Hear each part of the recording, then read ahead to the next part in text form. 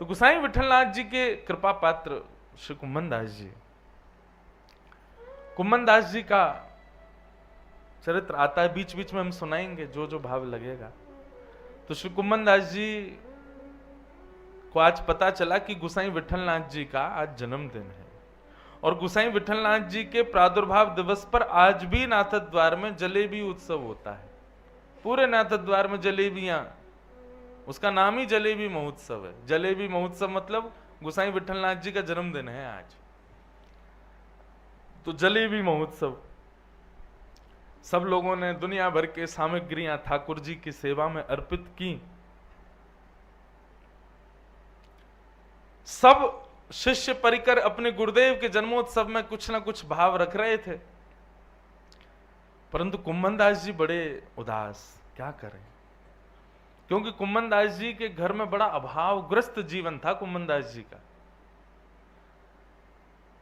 उनके 7 तो पुत्र ही थे कुम्भन दास जी के, और फिर उसके बाद भी उनकी एक विधवा भतीजी संग रहती थी। परिवार बहुत बड़ा था कुम्भन दास जी का, घर में खाने वाले बहुत थे, लेकिन खाने को लेने नहीं था।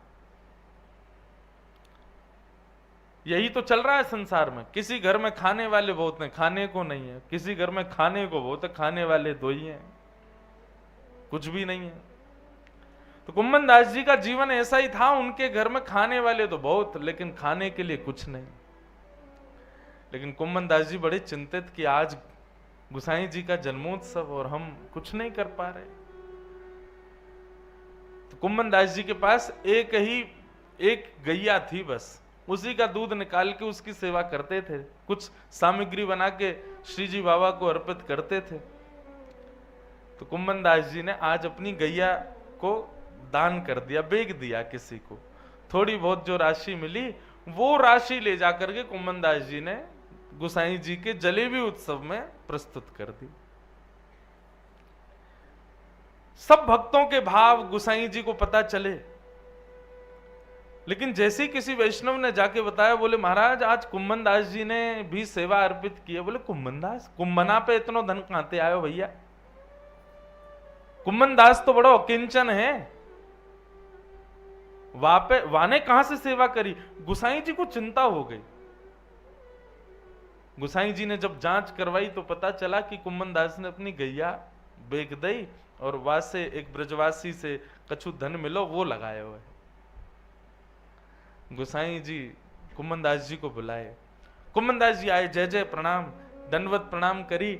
जैसे ही आके कुम्भन दास जी बैठे, कुम्भन दास जी के मुख को देखते ही गोसाई जी के नेत्र सजल हो गए।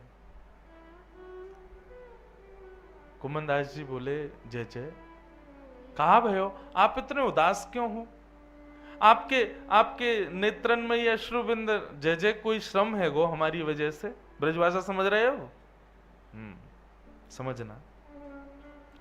अब बुलाया जब श्री जी के भाव के लिए तो ब्रजभाषा ही चलेगी। बोली अश्रुबिंद क्यों? गोसाई विठलनाथ जी बोले, कुंभना कहा आवश्यकता ही, इतने वैष्णवन ने सेवा कर तो दई, फिर तेने अलग ते अपनी गैया कोई ब्रजवासी को बेच के ये रुपया ला करके तेने सेवा में काहे को लगाए हो? जब तो पता है तेरे घर की स्थिति इतनी बढ़िया ना है, तो फिर जरूरत थोड़ी और जरूरी थोड़ी है कुंभना कि धनते ही सेवा करी जाए, मनते भी तो होवे, तनते भी तो होवे, और मन और तनते तो तू पूरी पूरी करे। जरूरी थोड़ी तू धन की सेवा देवे के काजे ये सब करेगो। तेने गैया काहे को बेच दी अपनी? कहा है गौवाते, उत्सव तो यथावत अपने रूप में रहे हो, तेने गैया क्यों बेची?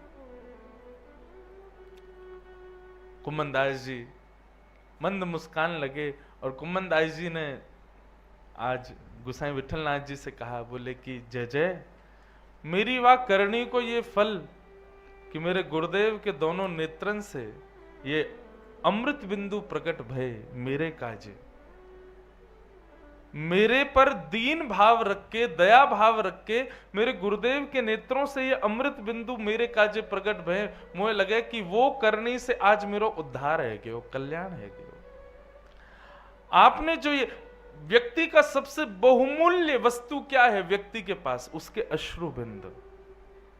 सबके लिए प्रकट नहीं होते बंधु। सदैव व्यक्ति अपने लिए ही रोता है, उसको जो चाहिए ना मिले, उसके साथ जो हो रहा है उन परिस्थितियों की वजह से वो रोता है। दूसरे के लिए अश्रुबिंद प्रकट होना ये बहुत कम होता है। लेकिन आज कुम्मनदास जी बोले, मेरे गुरुदेव के नेत्र सजल भय मेरे काजे, मेरो तो उद्धार आज ही है गयो। यदि अभी मेरे प्राण निकल जाएं तो निश्चित है कि मोकू श्यामा श्याम की गोद प्राप्त होगी। क्यों? मेरे गुरुदेव ने आज दया करके मेरे ऊपर दीन भाव से नेत्रन से अश्रु आए। नाथ, भले ही मेरी करनी आपको अनुचित लगी हो, पर मेरी या सेवा से आप मेरे प्रति दया भाव रख रहे हो, मेरो कल्याण तो यही ते है कि कुम्मनदास जी के 7 पुत्र मैंने बताए ना, परंतु उनसे कोई पूछता तो वो बोलते 1.5 पुत्र हैं मेरे। क्यों? बोले एक तो चतुर्भुज दास जिन्होंने गोवर्धन वासी सांवरे ये पद गाया, आज सुबह हम सुना रहे थे। ये पद श्री चतुर्भुज दास जी ने गाया। तो 1.5 पुत्र कैसे? एक पुत्र छोटा था क्या? बोले नहीं, एक पुत्र में सेवा तो इतनी नहीं थी, पर मंदिर के वैष्णवों की थोड़ी सेवा, गौशाला की थोड़ी सेवा वो करता था, इसलिए उसको आधा पुत्र मानते थे। बाकी के श्रेष्ठ पुत्र थे, लेकिन भगवत भजन नहीं करते थे, इसलिए कुम्मनदास जी उनको स्वीकार नहीं करते थे। देखो, ऐसे कुम्मनदास जी हम लोग हो सकते हैं ऐसे? हम लोग कभी नहीं हो सकते। इसलिए मैं पहले ही कह दूं, ये कथाएं चर्चाएं सुनने तक ही सीमित रखना। अगर लागू करने पे आए ना अपने ऊपर, तो जी नहीं पाओगे संसार में। आज वृंदावन लाखों लोग पहुंच रहे हैं, लेकिन वृंदावन रीति से यदि कोई चला गया तो वृंदावन से वापस नहीं जा पाएगा। कल मुजफ्फरनगर में कथा चल रही थी, वहां मुझे स्मृति आई, पूज्य श्री राधा बाबा महाराज गोरखपुर में विराजते थे, लेकिन कभी वृंदावन नहीं गए। क्यों? वो कहते मैं अगर वृंदावन गया तो वापस नहीं आ पाऊंगा, इसलिए गोरखपुर में ही वृंदावन प्रकट कर लिया। तो वृंदावन सांचो धन भैया, ये हरिराम व्यास जी कह रहे हैं, इसलिए कह रहे हैं क्योंकि इसको कमा लिया तो फिर और कुछ कमाने लायक बचोगे नहीं। कोई व्यक्ति चाहे मैं बनारस में भी रहूं और मैं बिजनेस भी करूं और वृंदावन भी मेरे चित्त में रहे, संभव ही नहीं है। वृंदावन आया तो सब जाएगा, और सबके संग वृंदावन को आप रखना चाहते हो, ये असंभव है, असंभव। कुम्मनदास जी के एक पुत्र की मृत्यु हो गई, जो 1.5 पुत्र बोलते तो आधा पुत्र जिसको मानते थे उसकी मृत्यु हो गई। जैसे किसी ने जाके बताया तो कुम्मनदास जी मूर्छित होकर गिर पड़े।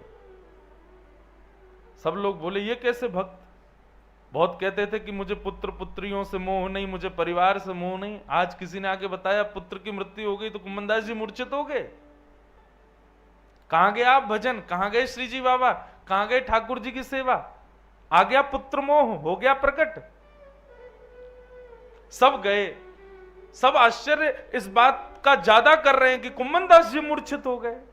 इन जैसा भगवतीय भक्त जो कभी भगवान के अलग कोई बात ही नहीं करता, आज सांसारिक चर्चा पे इतना मोहित। गोसाई विठलनाथ जी को जब पता चली कि कुम्मनदास जी के पुत्र पधार गए तो बड़े दुखी हुए, लेकिन दूसरी खबर जब मिली कुम्मनदास मूर्छित हो गए पुत्र विरह में, गोसाई जी बोले मैं मान ही नहीं सकता, ये स्वीकार्य नहीं है बात। कुम्मनदास पुत्र विरह में मोहित होकर के मूर्छित नहीं हुआ है।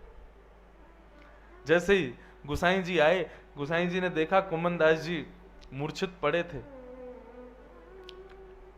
गोसाई जी ने समीप जाकर के कहा, कुम्मना, ए कुम्मना, चल जल्दी उठ जा, तू चिंता मत करे, तो कुछ सूतक में भी श्री जी के दर्शन करा दूंगा। इतना सुनते ही कुम्मनदास जी खड़े हो गए, जय हो जय हो, बस यही तो चाहिए हो महाराज। या हमारे मूर्छित भय कि पुत्र मर गया मतलब सूतक लग गए, अब मैं 7 दिन 13 दिन दर्शन कैसे करूंगा श्री जी बाबा के। उनको इस बात का विरह कम है कि पुत्र चला गया, इस बात का विरह ज्यादा है कि श्री जी दर्शन नहीं होंगे। यहां जितने लोग बैठे हैं बंधुओं, ये जितनी घर की आपकी चिंताएं बढ़ी हुई हैं ना, क्यों? क्योंकि घर को हमने प्रायोरिटी दे रखी है। कुम्भनदास जी को देखो, पुत्र चला गया लेकिन उनको विरह ही नहीं है। वो व्याकुल भी इसलिए हैं कि मैं श्री जी के दर्शन कैसे करूंगा। गोसाई जी ने आकर के सबको बता दिया, बोले हो गया संशय दूर, कुम्भनदास पुत्र के लिए व्याकुल नहीं है। उसकी तब भी व्याकुलता यह कि कहीं श्री जी के दर्शन नहीं छूट जाए।